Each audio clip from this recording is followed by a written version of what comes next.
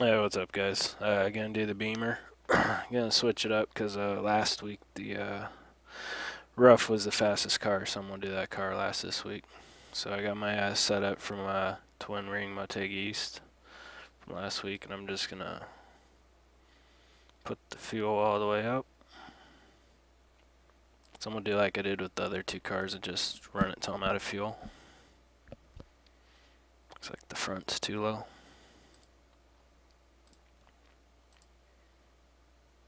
So that's all I'm gonna do is set up, and we'll try and run like 5-10 laps. Get used to the car.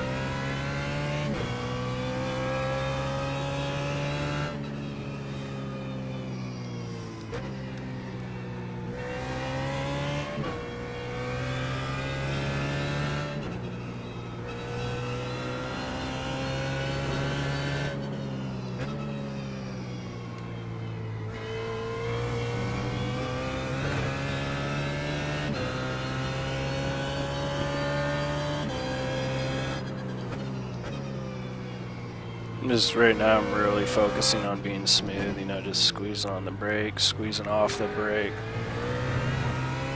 turning the wheel nice and easy, just everything really smooth movements.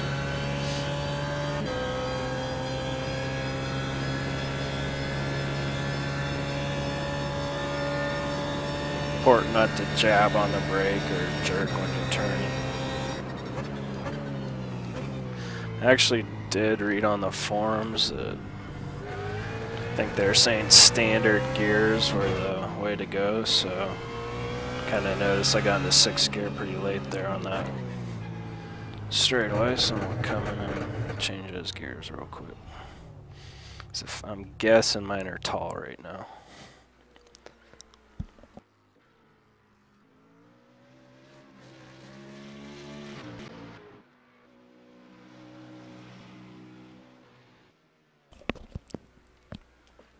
So yeah, you can see they're tall. So I'm going to switch them to standard because that's what the fast guys in the forums saying were the right gears. Alright, let's try this again. So I just probably saved myself, you know, 10 laps, 15-20 minutes of wasted time warming up with the car with the wrong gears. Now you're not always gonna know what gears you should be in right off the bat. That's why it helps to check the forums and stuff like that. See if you can pick up any information. Alright, so again, just gonna focus on being smooth with all my inputs.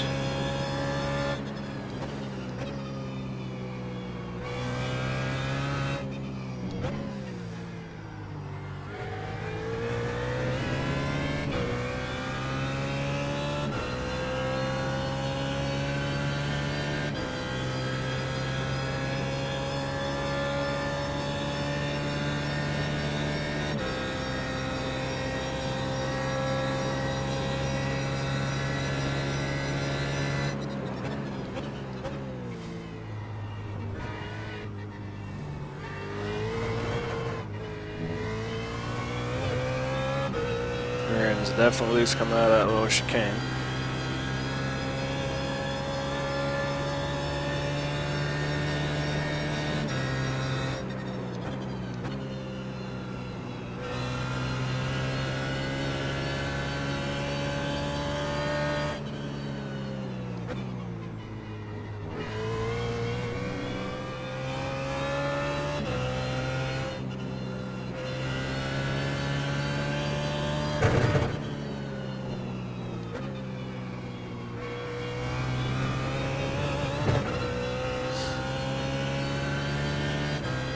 Definitely going to 5th gear through this is next to that.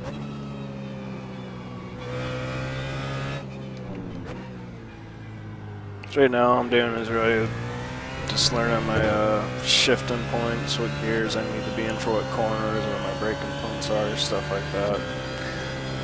I'm getting used to the setup I have and trying to get an optimized lap time with it.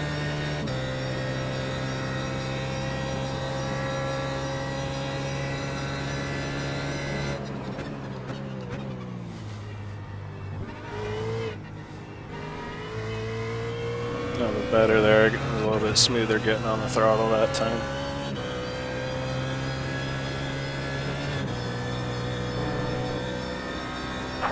Clap.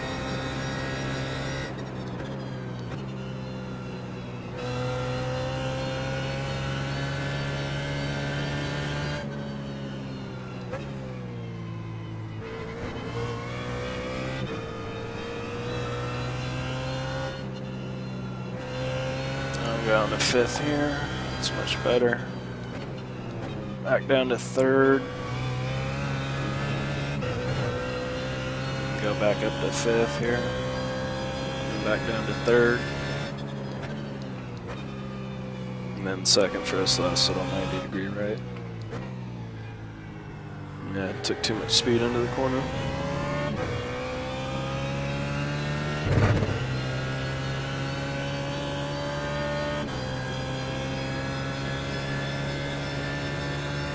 It was definitely quicker with the McLaren right off the bat. Might take a little bit more work. I just might need to take a couple more laps I did with the McLaren to really get up to speed with it.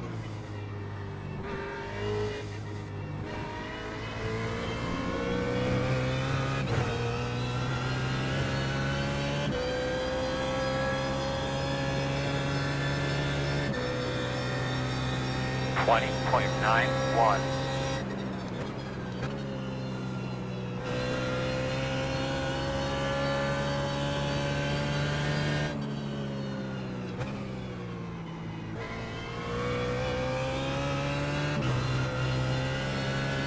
Rear end's a little light going through that left-hander. That was the first time I tried to floor it through there. I did have to lift a little bit. I could just feel the rear tire starting to spool up a little bit.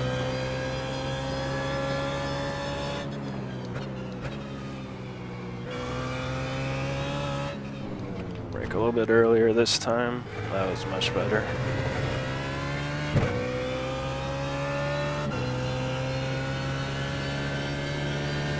Rear end didn't really want to hook up on exit there, though.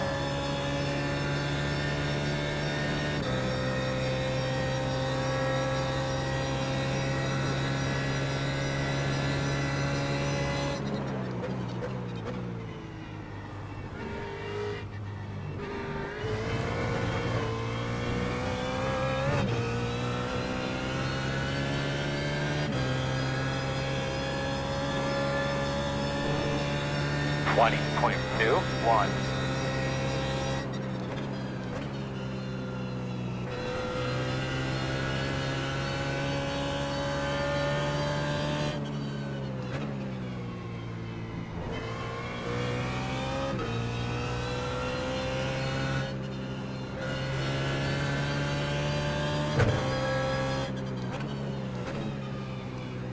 Car felt really good going through the S's that time. It was nice and neutral and agile. Wanted to change directions. Change directions quickly with not letting, like, you know, having the rear end snap out.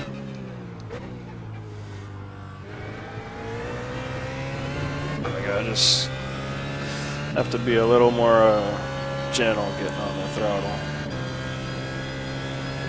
Again, it's something I'm really starting to work on, is stabbing at my throttle and brake. I just really want to get better at being smooth with both those inputs. Still be quick, but at the same time be smooth. Squeeze is the adjective.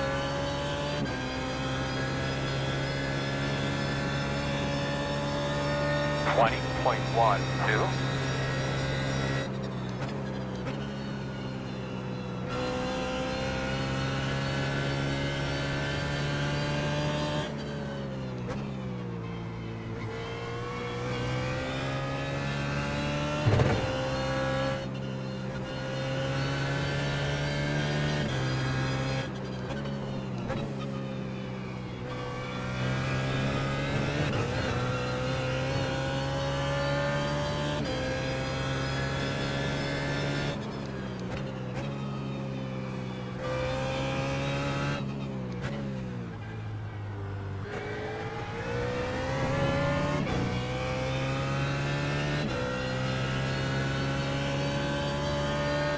I'm gonna do about 5 more laps because I think I can still get some more time out of this setup.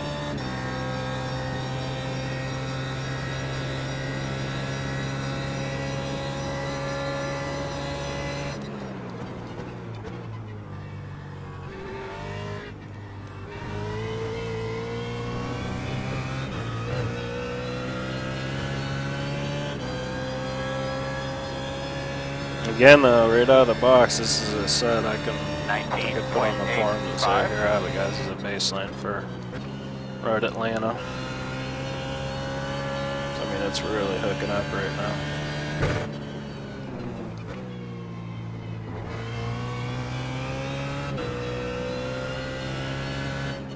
That was nice, I kept it floored all the way throughout left-hander and it was beautiful. Nice and secure. A little sloppy going through that last left-hander.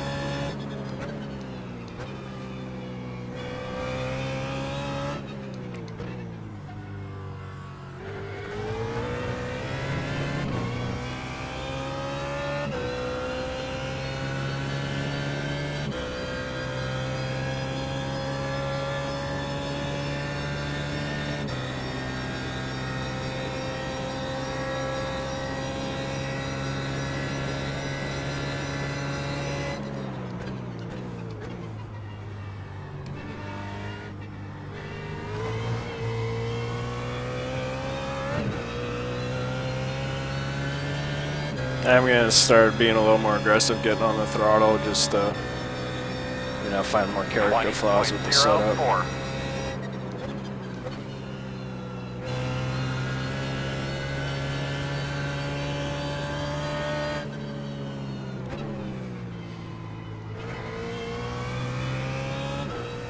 I mean, once you've started running nice competitive laps, you can start going after it, finding the new limit of the car, and you know, the limit could be just front end washes out, so then you gotta put some more oversteer into it. But you know, just getting to that limit and then pushing over it in practice and seeing what the car does, and you kind of work on it, and then you can push that limit a little bit further.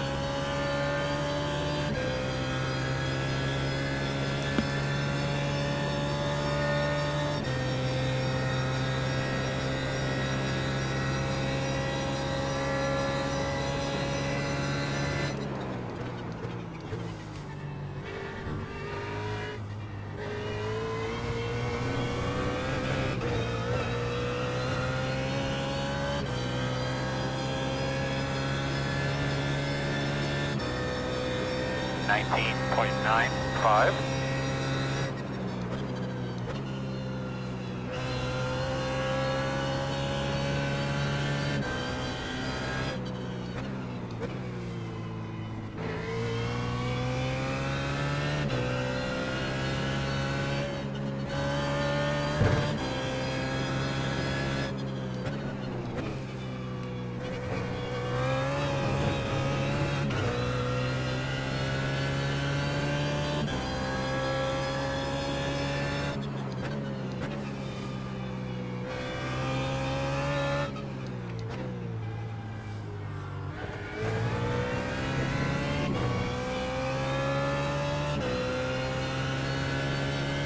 Right now, what I'm thinking about adjusting is trying to get the rear end to hook up a little bit more from the middle of the apex to the exit of the corner.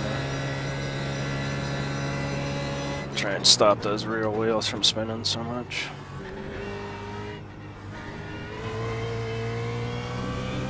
So you can get on the gas just that much quicker.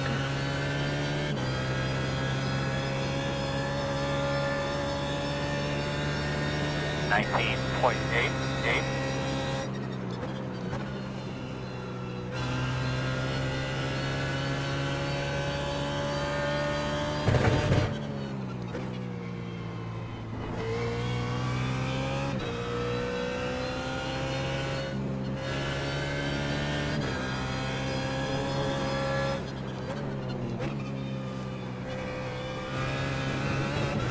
This thing is pretty hooked up though, guys.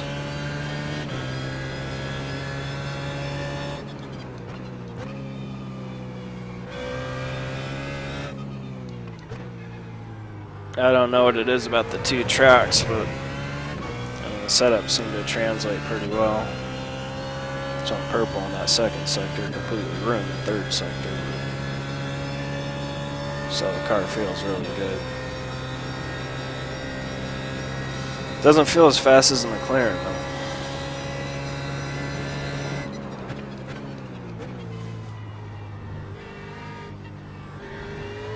But I haven't put in nearly the same amount of laps I have with the McLaren.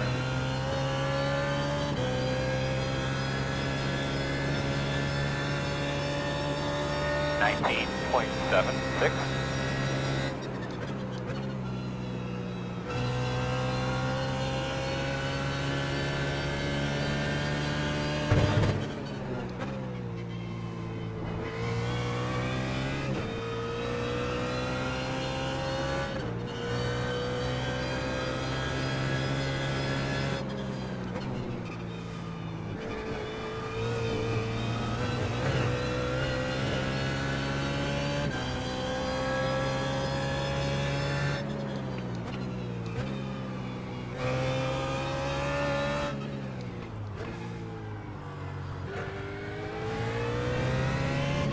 I actually might put some more entry oversteering to it, get this nose to get into the corner a little bit more. Seems to have a little bit too much understeer for me getting into the corner.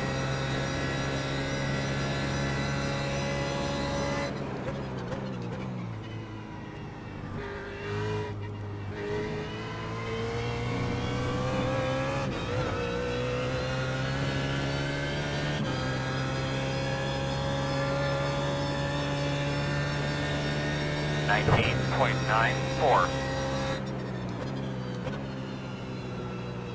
So I mean, the purpose of doing this is to really make sure you understand what you got in your setup before you start making changes. Like I said in the last video, you could have something really good, and if you only drive it for like 2 laps, it's more or less you're probably making the mistakes and not there being a fault in the setup, and that's what you're trying to fix, is the little mistake you made just because you haven't run enough laps. So it's always important to, you know, get a nice little baseline for yourself going when you get in a new car with the new setup.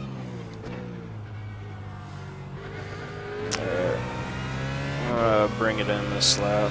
Again, just practicing my pit stop entry. Always a good idea to do, especially on tough tracks like this.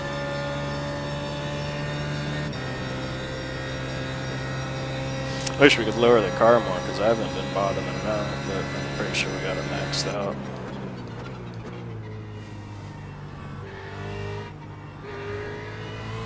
Starting to get a little more use of this entry. So flooded out a little bit too much there.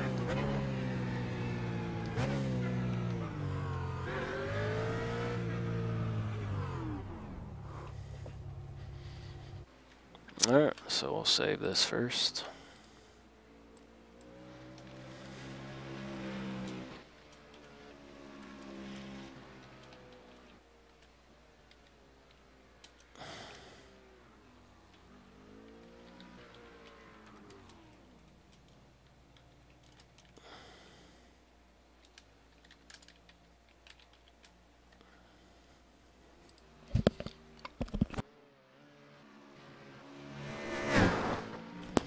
Tire pressures look pretty good so far. I'm thinking those fronts will keep getting warmer and then equalize with the rears.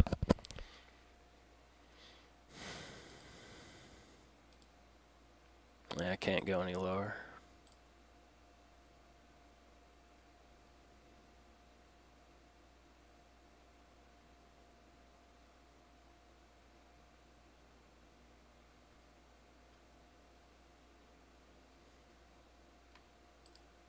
It's nice that iRacing fixed this. Something I want to experiment with right now though is Camber. I'm actually gonna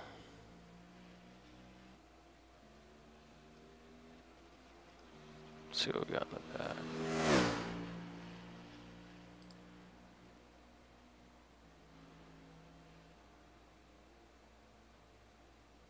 Yeah, take some camber out of the front and the rear. Gonna take 6 out.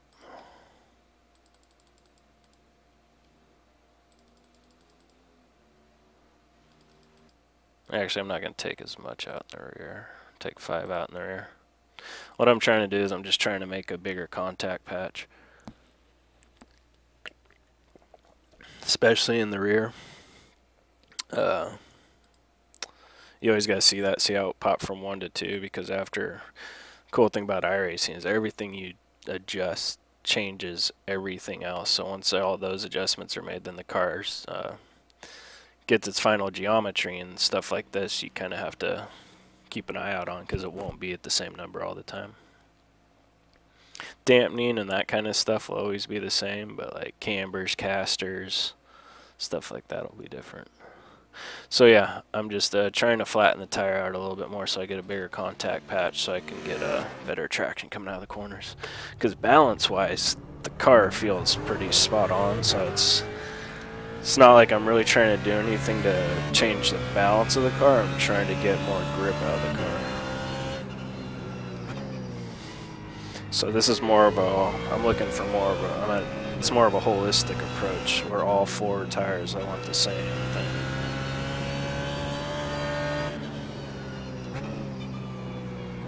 And this kind of stuff's a lot about feel.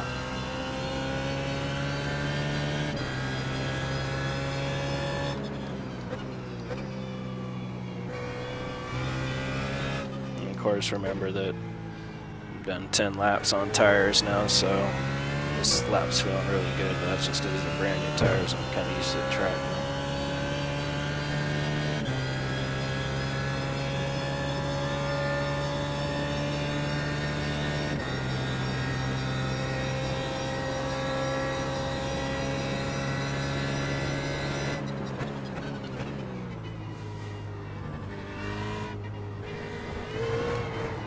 I was purposely aggressive with the throttle there because I wanted to see if it would hook up better. A little too aggressive.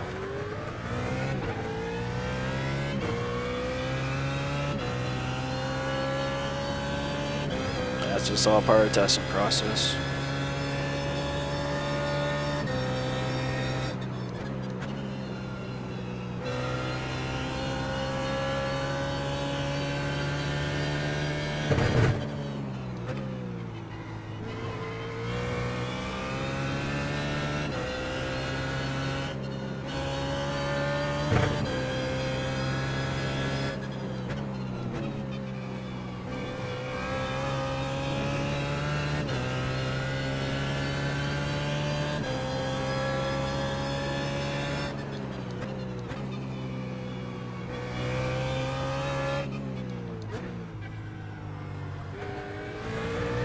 The main 2 corners where I'm going to be able to tell how that camber change affected me is that little right-hander there, and then coming out of this right-hander out of the chicane.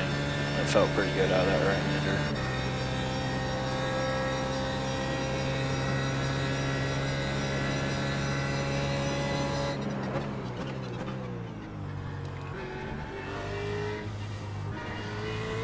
And I mean, if flattening out those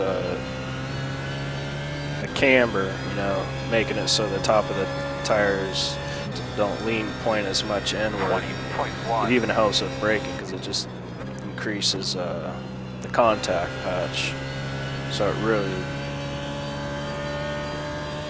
can help a lot of different things. It can help with cornering, braking, acceleration. The key is just finding that sweet spot.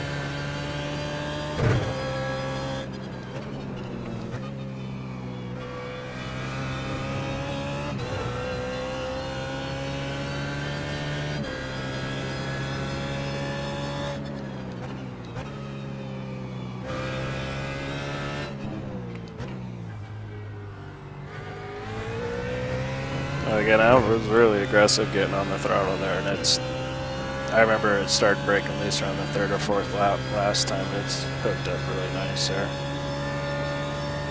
Still a little, still break loose a little bit up here, but it's much better for that corner.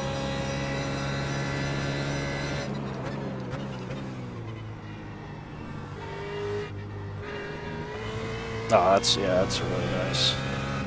No sign of breaking loose at all.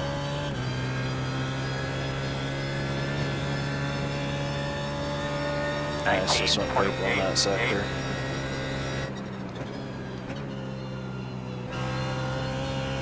And it's not hurting my turn-in or cornering or anything like that, so I'm definitely going to keep this change.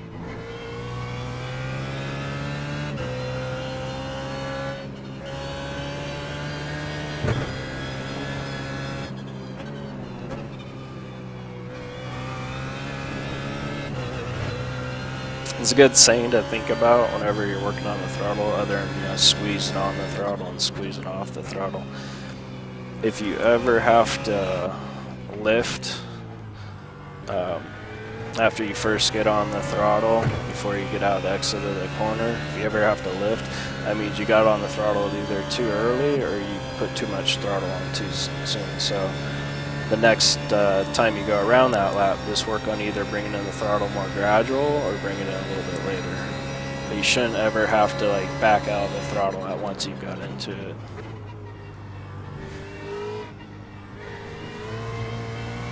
See how much better this lap is.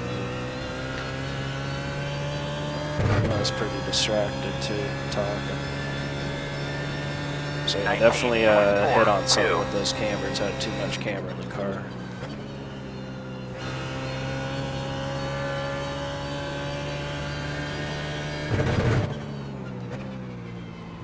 The car that I'm feeling really confident right now.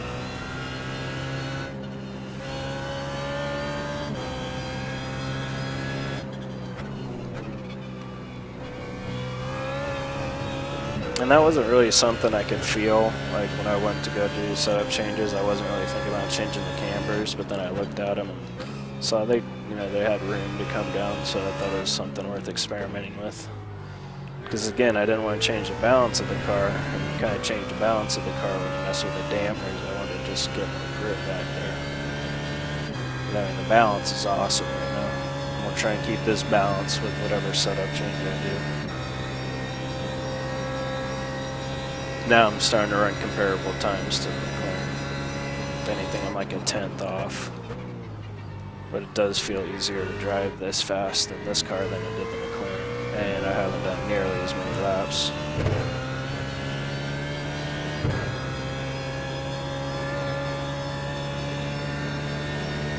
.6.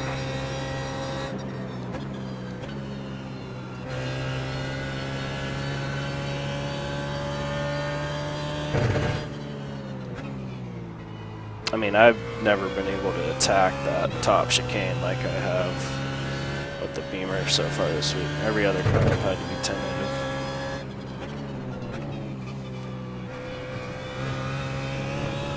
I can really attack with this car. Now I can see why Beamers were closing up so much on me in braking zones.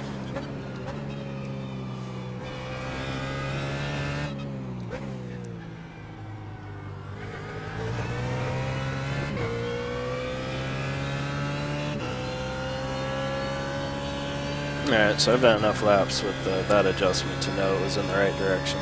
So I'll bring it in and save it.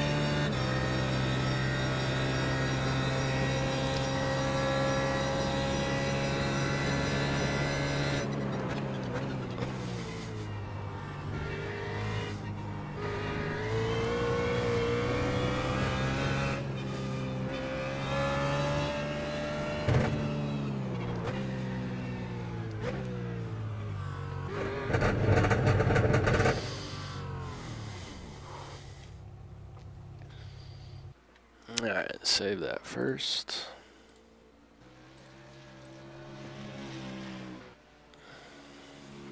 And see, I know it's not as long, but this is a little bit more even than it was last time.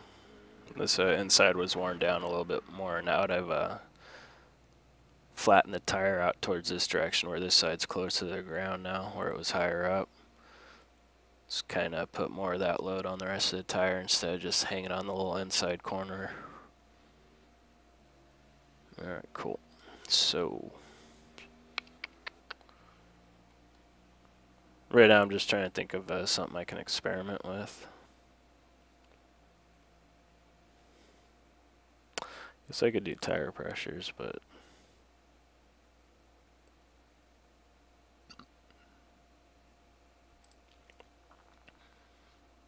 actually, you know what? I'm gonna mess with springs, cause I had a little off time, so I looked up every car and then looked at all the spring rates I was running for the different ones, so I could.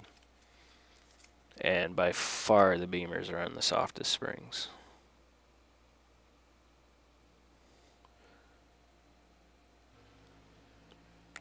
And it's interesting, all the cars weigh like 2,640 pounds basically, except for the McLaren, it weighs 100 pounds more basically. So it's interesting, it has such, like, for example, the Ford weighs like 20 pounds less, but it has 1,300 pound springs on the front, and it still felt like jello. Where, I mean, this has 400 pounds less in the front and feels awesome. So I can't go down at all. I'm just going to do a little experimenting. I'm going to go up. See what kind of effect that has on the car. Wow, the back's pretty much maxed out.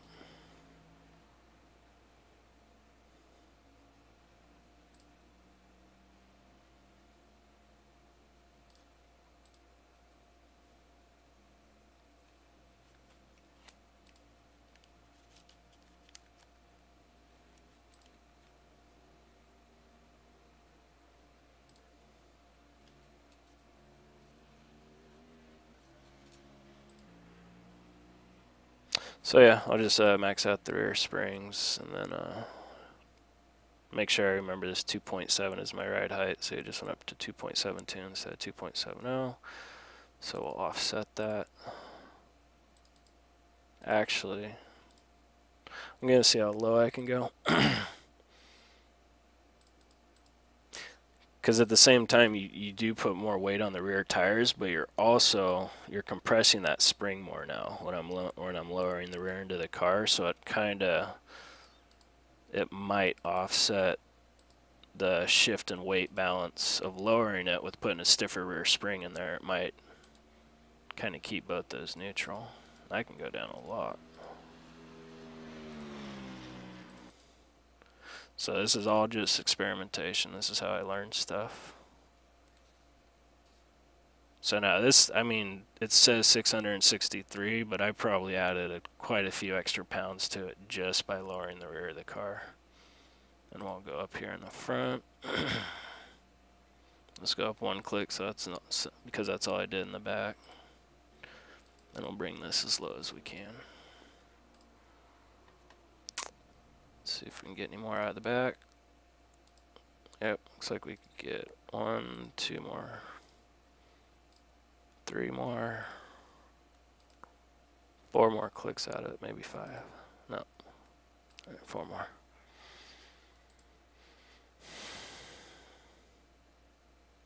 Oh, no, gotta take 1 more out.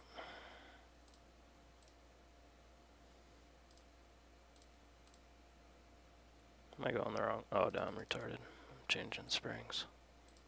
Sorry, it's getting a little late. Getting a little stupid.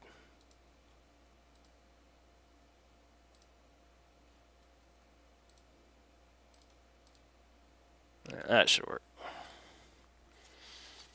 No, we'll just see what this does. Who knows, I could have stumbled onto another 2 310s. Everything I did, I tried to make sure it kind of had a purpose. And it'd take me in the direction I wanted to go, possibly.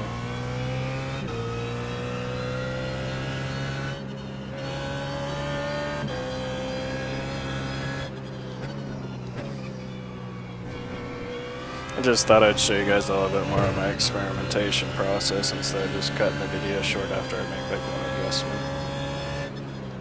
Because again, sometimes you don't need to make those adjustments, but you guys didn't see a whole second part of my making my McLaren where I really picked up a couple more tenths just by fine-tuning and experimenting.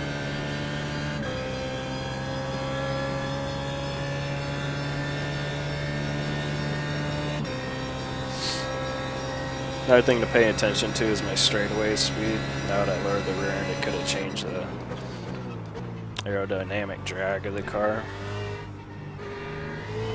Could actually be slowing me down more on the straightaways.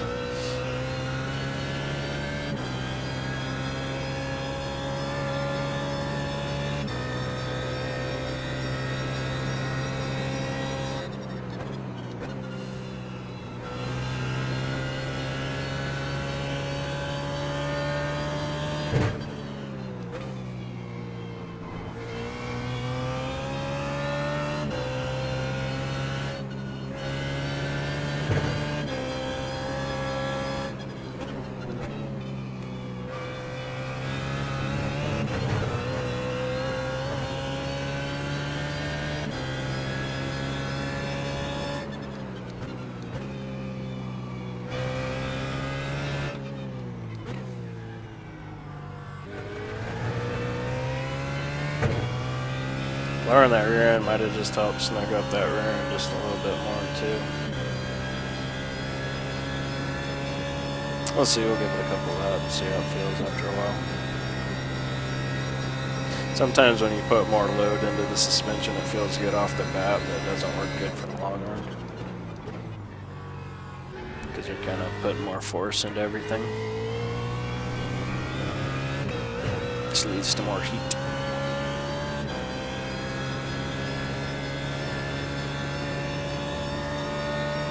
.7.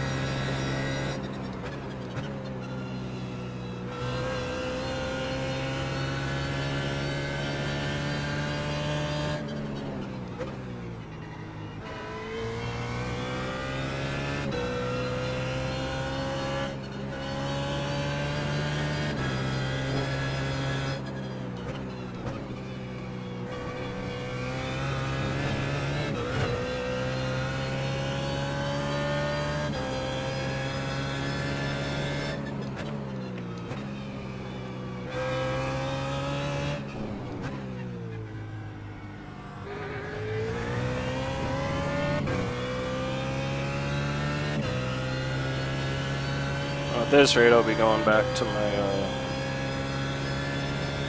regular setup. So I'm definitely not picking up any time. I don't feel like the car feels any better to me. Give it a couple more laps, huh?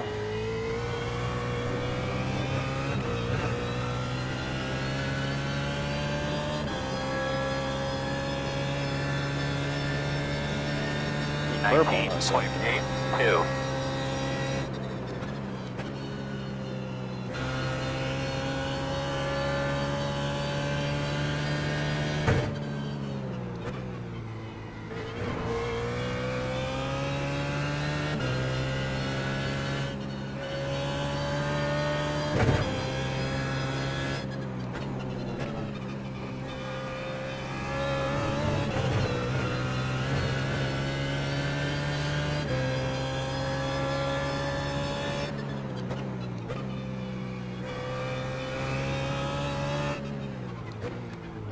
Got in there too hot.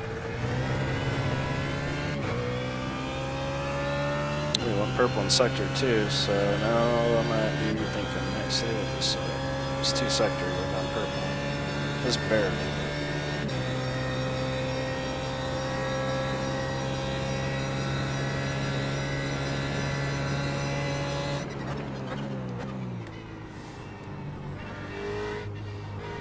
The good thing about getting the car lower to the ground is the lower you can make your center of gravity, the less weight transfer you'll have from 19.28.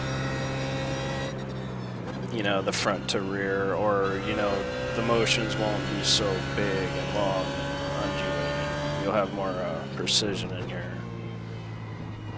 driving.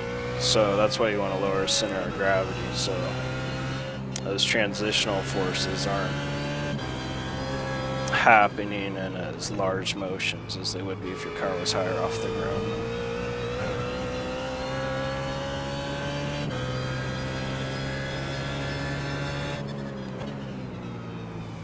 Like if you think of a teeter-totter with like the center fulcrum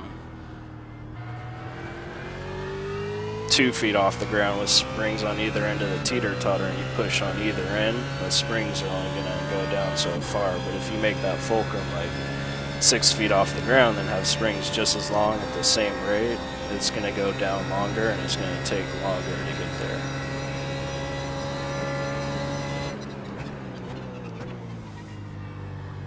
I guess that's the best way I can communicate a picture to you. And we'll try and focus here again now, see if we can have some more good laps.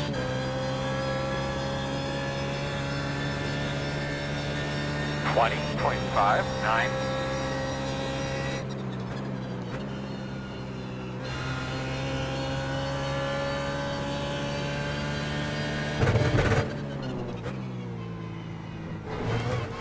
Too much curve.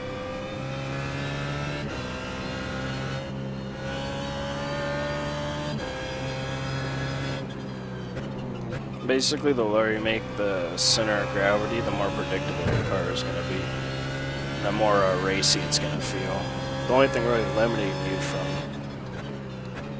how, you know, making your car too low is, number one, bottoming out, but usually it's the limits put on by sanctioned bodies for iRacing, right height limits.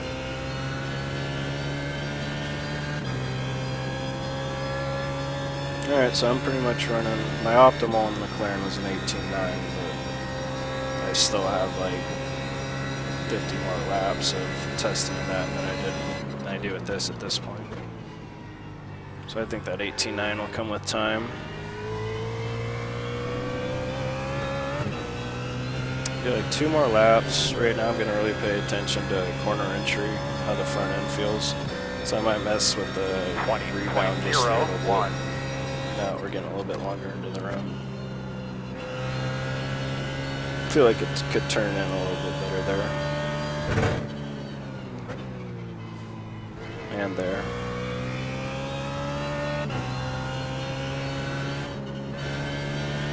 Turn in a little better there.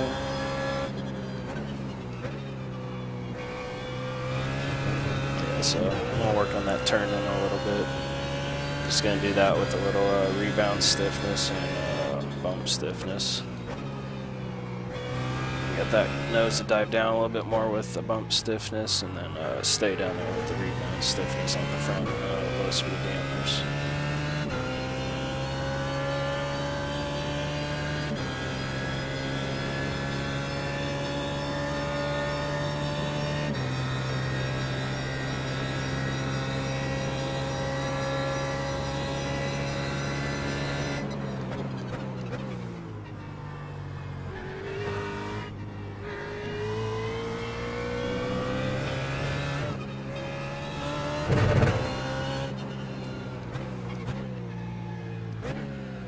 Starting to get pretty comfortable in the pit lane now.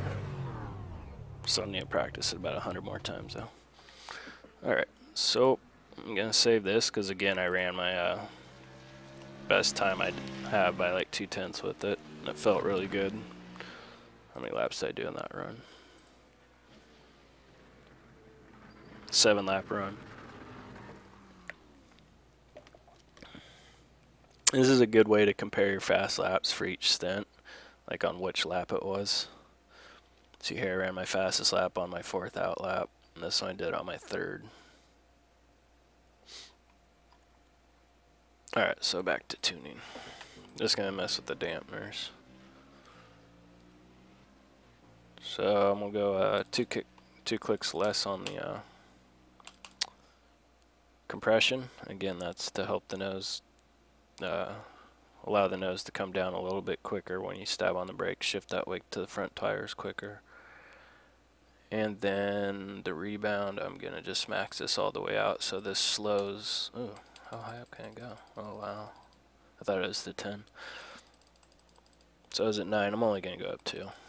I never really like to go up more than 2 clicks unless I have to make, if the change is that drastic, usually it's with springs, but if I can't change the springs, then I will do what I can with the dampeners. So again, that slows down the release of the spring after compression and keeps the nose on the ground longer, which keeps the force of the ground pushing up on the tires longer,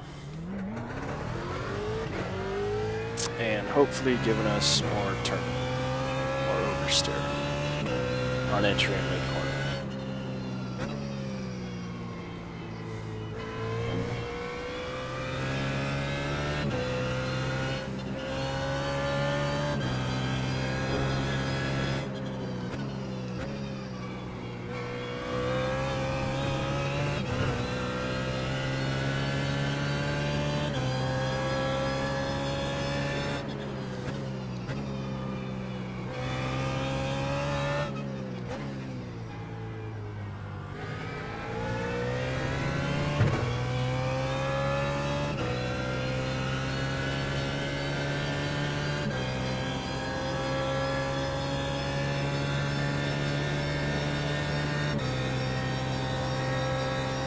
Again, it'll take me a couple laps to get up to pace, 3rd or 4th lap.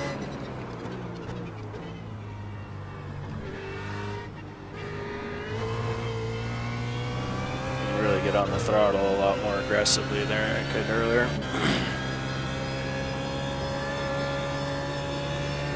Again, you still want to just get on the throttle easy, but for the purposes of testing the limits of the car, I'll jump on the throttle a little bit harder than I would normally. See if I can find a flaw in this setup. Ooh,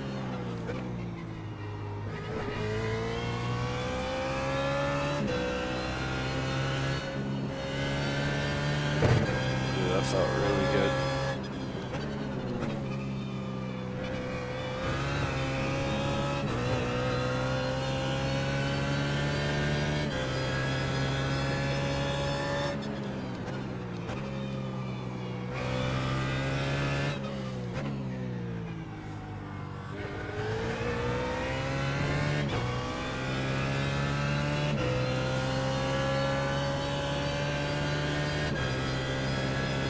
You can see on my tab bar that I went from green, now it's slowly going to red. And that's just because, from what I believe, it's just the tires haven't got their operating temperatures, and for whatever reason, they're not. I don't know if that's actually how it's supposed to work, but that's how I observe it working. It usually takes like 3 to 4 laps before the tires have less rolling resistance, I guess. I don't know. Go a little bit quicker in the straight line. 19.95. So until then, you're kind of lacking speed everywhere because it just seems like the tires are dragging more.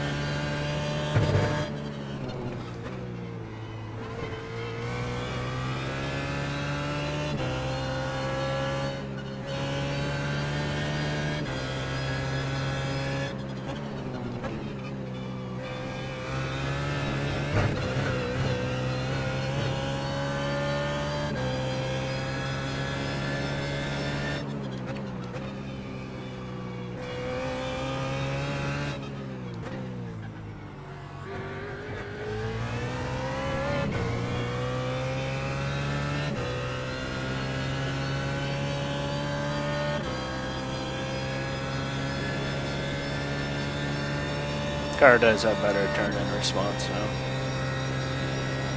but we'll see how it is after a couple more laps.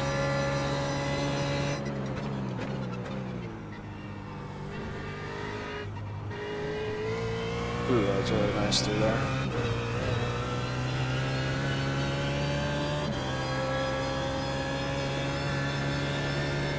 They went purple. 19.27. Getting close to that 18-second barrier for the optimal.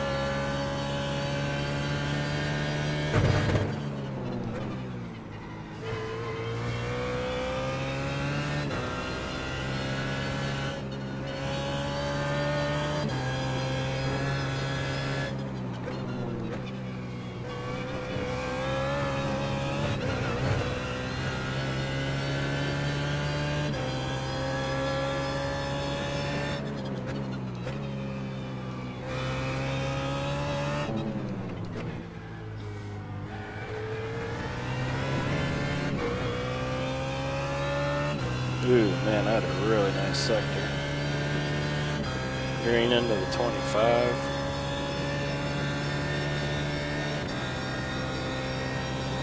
2600s.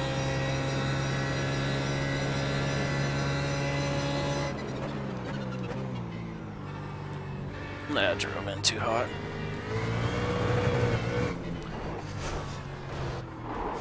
And then just felt like being stupid. Alright, so at least I learned that it turned in better, so I'm gonna keep that. Got a little bit more, a couple more purple sectors there. Alright, and I think I'm gonna call it. Should be a good length for a video, and I'm starting to wreck, so that's always a sign. Alright, guys. Hope you learned something. Till next time.